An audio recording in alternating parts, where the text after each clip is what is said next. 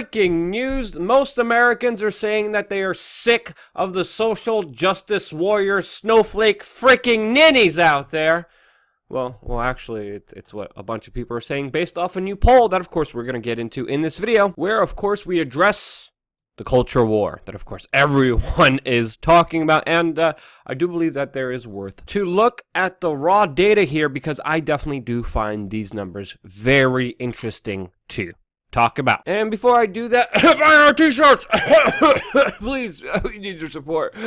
teesprings.com/store/we are changed. The link is down below. And seriously, the Burmy pillow is still up.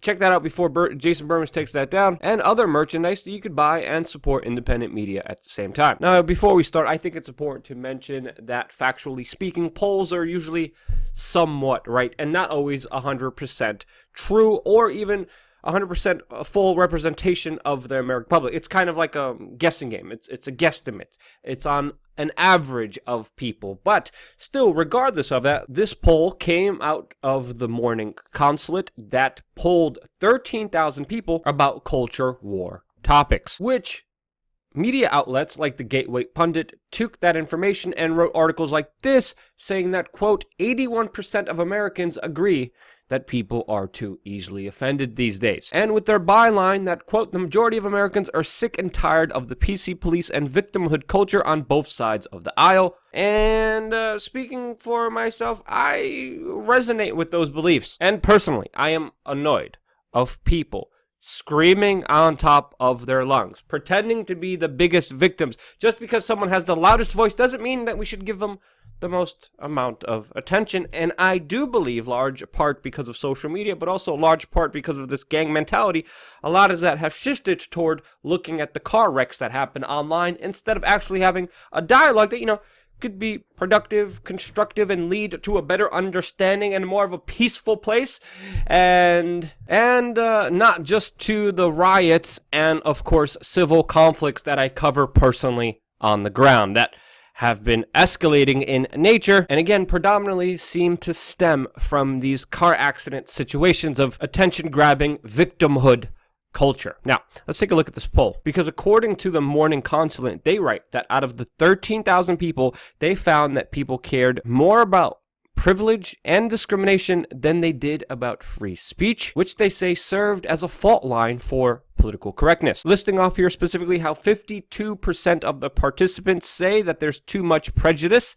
in this country versus 48% who say that there's too much political correctness. The byline continues, quote, most people, including those who said that there's too much political correctness, said that they feel free to express their views on hot button issues such as race and sexuality, but 75% of adults say that the current climate prevents open political discourse, and hell yeah, it does. When you got everyone just calling you a liptard or a conservative to score political brownie points for their gang that they're associated with, instead of, caring about the truth, calling out both sides, calling out hypocrisy, actually caring about morals and values and virtues, instead of doing all that, you little self-indulgent ass clowns are just trying to win some proverbial online war that's taking place on social media. Now, just so there's no outright manipulation, the link to the actual study with the actual results, with the questions that were asked to these participants, will be linked in the description below so you could fact check everything yourself. And personally, looking at the records, it is a very extensive study with a lot of data to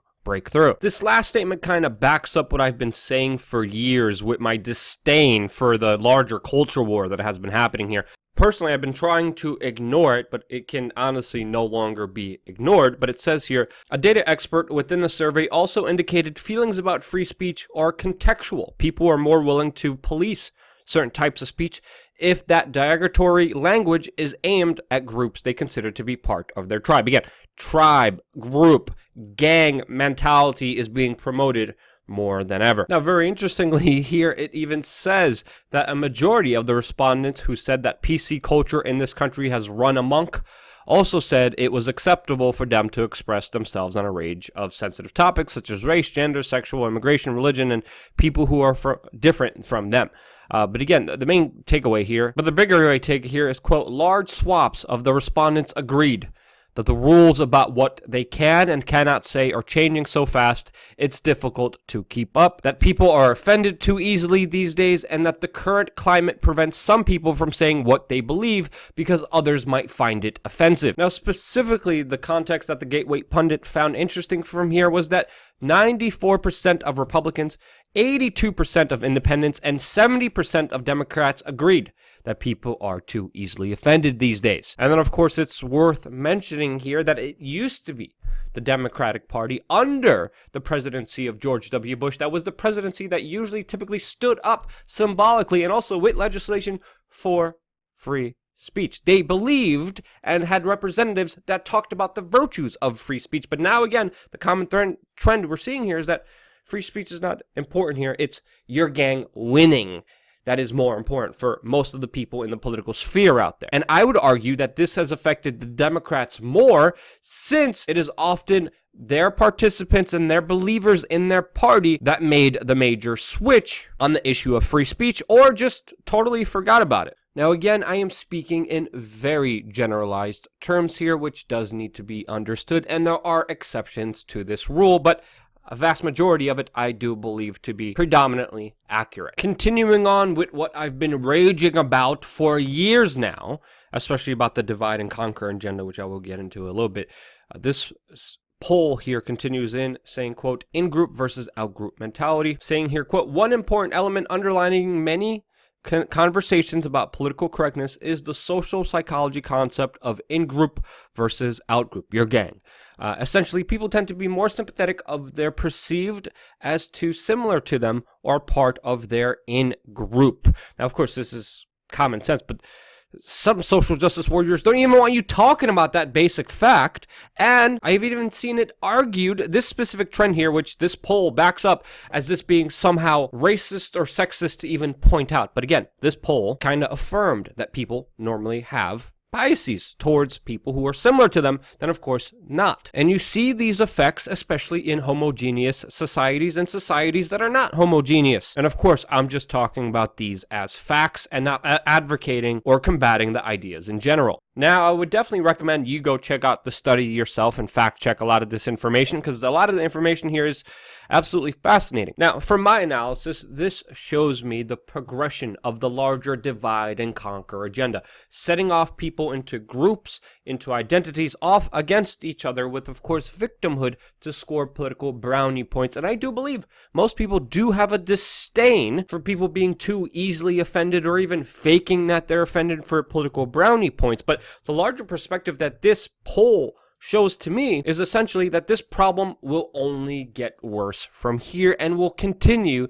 to deteriorate and, of course, destroy civil language and discourse. As we saw, politics is becoming more polarized than ever, but unless we ourselves stop personally incentivizing this victimhood outrage culture, I believe this problem will only get worse from here and could be identified from even this political polarization score sheet that talks about the rising divide amongst Democrats and Republicans, where even essential issues like free speech are put on the back burner for, of course, their gang that is getting stronger and more extreme, wanting to win.